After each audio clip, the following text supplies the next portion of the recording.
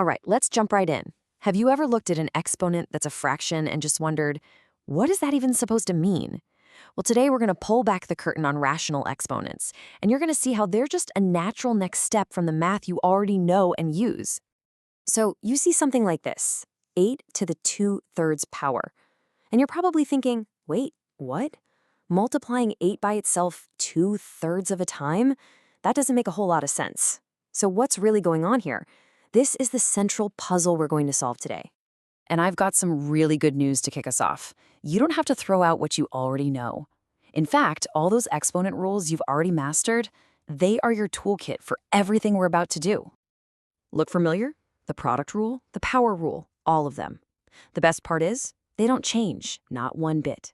That's one of the most beautiful things about math, right? It's consistent. The same logic that works for integers works perfectly for these fractional exponents too. So let's get down to the nuts and bolts. A rational exponent is just a fraction, m over n. But why is it defined this way? Well, think about it logically. We know that x to the 1/2 times x to the 1/2 has to equal x to the first power. So what number, when you multiply it by itself, gives you x? The square root of x. It has to be.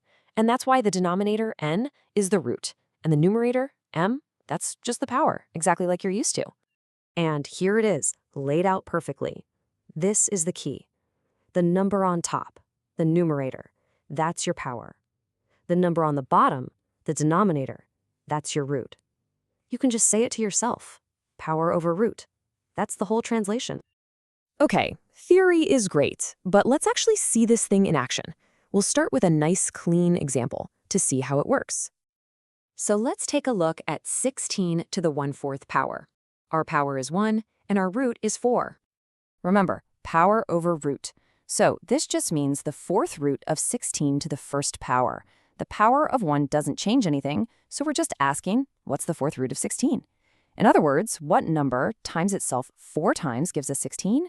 Well, 2 times 2 is 4, times 2 is 8, times 2 is 16. So our answer is 2. See? Pretty straightforward. All right, that was the warm-up. Now let's try something with a few more moving parts. This is where thinking strategically about your order of operations is going to make your life a whole lot easier. How about this one? 27 to the 4/3 power. Okay, so we've got a power of 4 and a root of 3. We have to do both of those things, but which one should we do first? Does it actually make a difference? Oh yeah, it does. So you've got two valid options here. Path A says, let's deal with the root first. Find the cube root of 27 and then raise that smaller number to the 4th power. Path B says, let's do the power first. Let's figure out 27 to the 4th power and then find the cube root of that absolutely giant number. Both paths will get you to the same correct answer, but one of them is, let's be honest, way less painful. So which path do you pick? Look, unless you just love calculating things like 531,441 in your head, the strategic choice is almost always to take the root first. Why? Because it makes the number smaller and simpler right from the get-go. Work smart, not hard. So let's go with path A. First step, what is the cube root of 27? Easy, that's 3. And just like that, our complicated problem has shrunk down to something much more manageable. Now all we have to deal with is 3 to the 4th power. And that's a piece of cake. 3 to the 4th power is just 81, and we're done.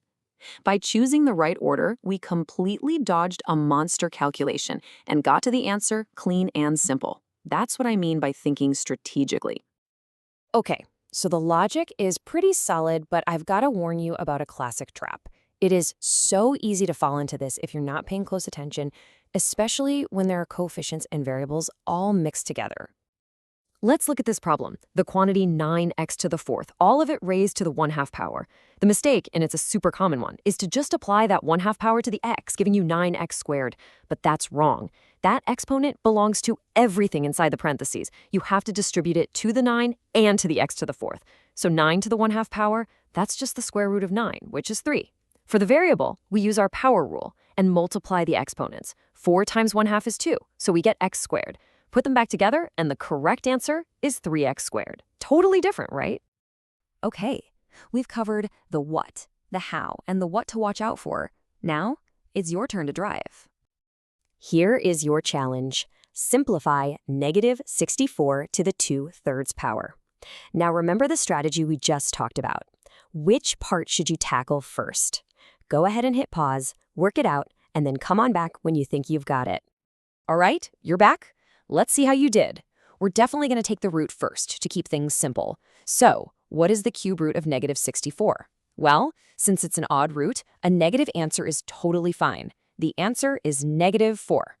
Okay, now for the easy part. We just take that result, negative 4, and square it. Negative 4 times negative 4 is positive 16. And that is our final answer. Hopefully that's what you got. So let's end on this one final thought. We've seen today that the same basic rules of exponents work for whole numbers, for negative integers, and now for fractions. So why is that? What does this amazing consistency tell you about the fundamental structure of math itself? It's kind of a cool thing to think about, the pure elegance of a system that works so perfectly across the board. Anyway, that's it for me today. Thanks for digging into this with me.